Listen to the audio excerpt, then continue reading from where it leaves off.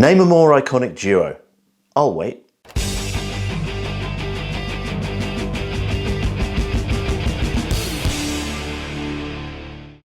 Hello and welcome to Bloke on the Range, and today we're getting our nerds on because we're going to talk about sand cuts.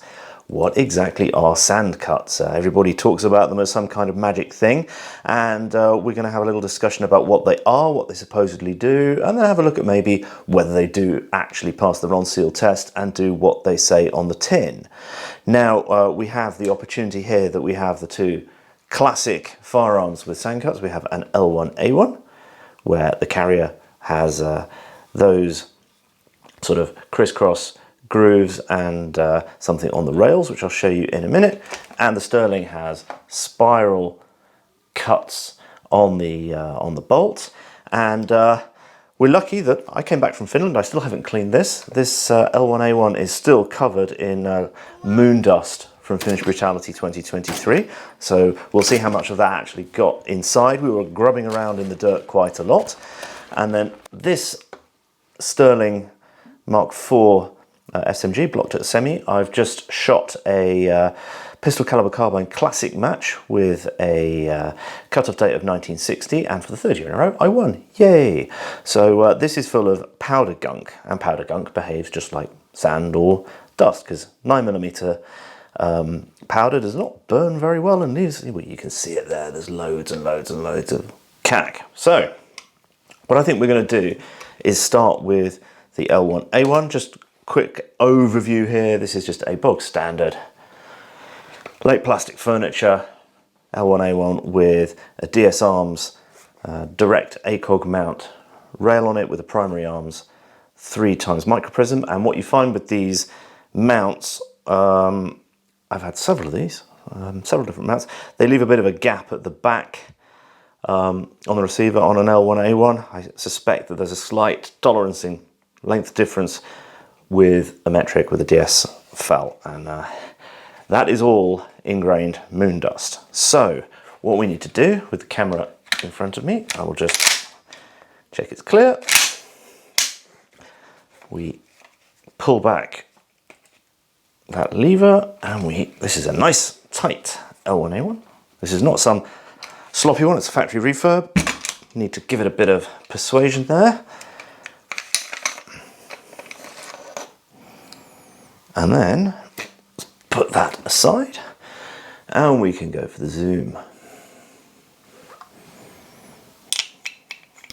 Okay, so what we've got here is we've got cuts in the carrier and cuts in the rail. Now, these rails fit into grooves, corresponding grooves in the upper receiver to guide the carrier as it goes back and forth on its merry way. And as you can see from the wear pattern, there isn't much contact between the carrier and metal, whether the metal is the standard top cover or the sides of the receiver. We get a little bit of bearing down there, same on the other side, and most of the top is untouched. And I'm getting loads and loads, I'm feeling loads and loads and loads of the crap on my fingers, but surprisingly little dust and dirt. But what the point of these is that if you get crap in there, it gives it somewhere to go, and it doesn't have to go very far to get there. Because if you look at a plain carrier, there's no features there, so cack that ends up sort of here or on the rails in the middle, it has to work its way all the way to one end or the other to be channeled where it can do less or no harm. The idea here is that it can get very rapidly to somewhere it can fall into, and we can hopefully channel it into places in the receiver where it's going to do less harm. And judging by the oblique angles on here, what I think they're trying to do with this is to channel the dust and crap to get up into these slots on the side. Now they are working. You can see that there is dust and crap has worked its way into them, so it seems to do what it says on the tin. Now, interestingly, talking about this, I mean, the big two here are the Sterling and the L1A1 SLR. But people have done aftermarket AR-15 bolts with sand cuts on the 4 rails that are on those, and also people have done 1911s as well.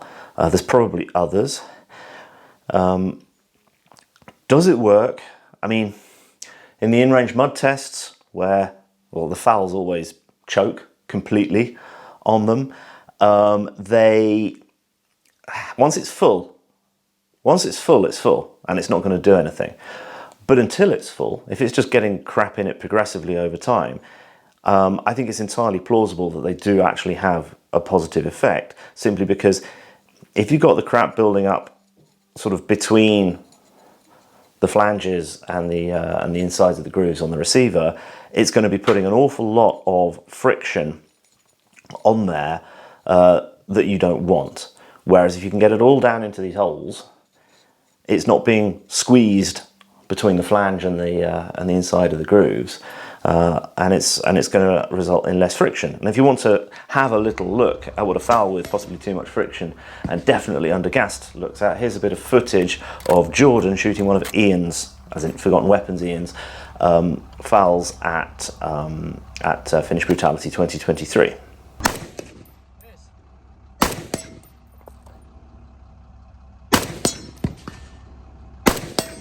Nice.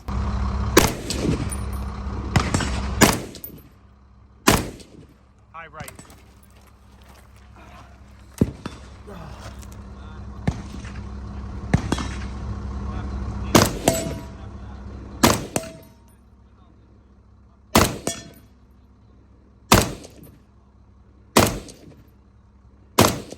High. Not sure.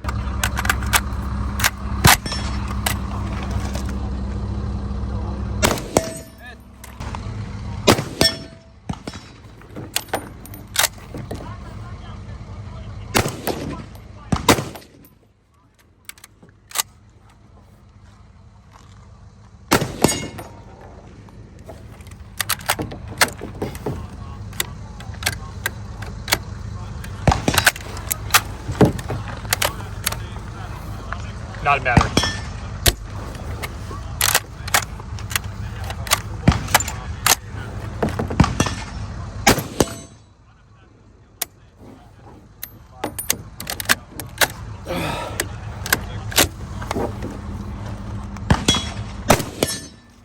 Nice.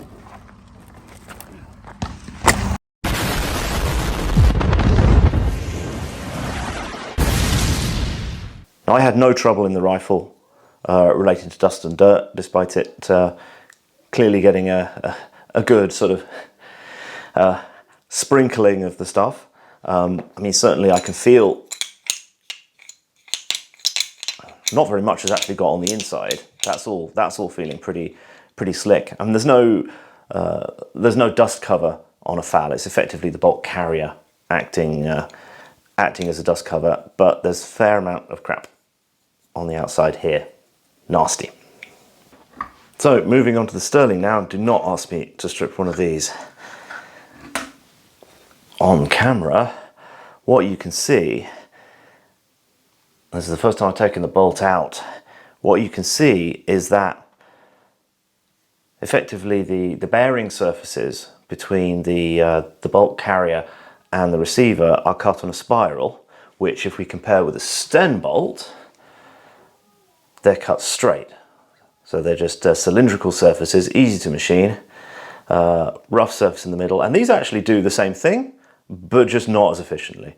And these are also derived from the Lanchester, which has the same thing, but a massively better standard of finish. And by the way, this is a 2-part bolt like the MP28 from which it is derived. But you can see here how the powder fouling is migrating along the side of the bolt. So this is doing exactly what it's supposed to be doing. I think this is very interesting here, and you can see obviously the powder fouling originates from unburnt powder blown back out of the breech, because it is a straight blowback, and it is merrily making its way along there. And the question as to why not just have a fully cylindrical bearing surface, A, you've got an awful lot of friction there anyway.